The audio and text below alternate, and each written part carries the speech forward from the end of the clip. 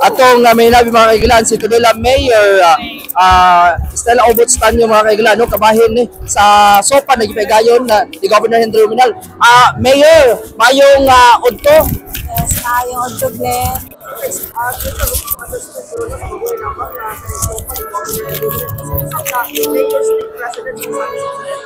Yes, Glenn. So if I have to rate the soup of the governor, it's very outstanding.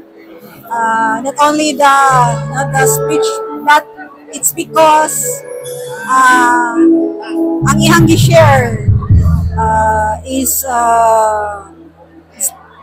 a picture of what Misamis Occidental is today. So really the status of Misamis Occidental, which maka-proud kayo, and that's because of his visionary leadership. And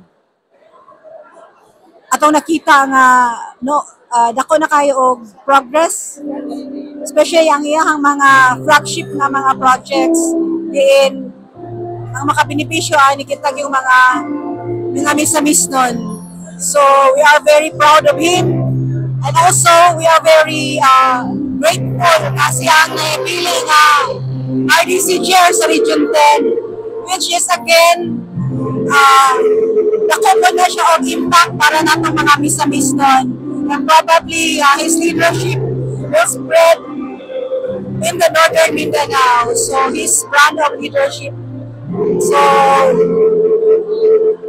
indot kayo nga message. So dili lang yung flagship project na niya mga programa, even the programa social services, agricultural na programs. So dindot kayo makabenefit ng atong mga marginalized sector sa ato ang probinsya. Yes. Sanglit sa flagship ni ko isang atong tourism development program, and very fortunate sa Tudela. We have the Manila Highland Eco Resort Park. Diyan si Kap ang nag-develop yun na. Siya ang nag-upmad. And recently, ang inaugurata sa yung ipagama nga swimming pool ito Lapita, mao ang atong attractions para sa atong mga bisita bato dito sa Togo na mo. As of today, naapay mga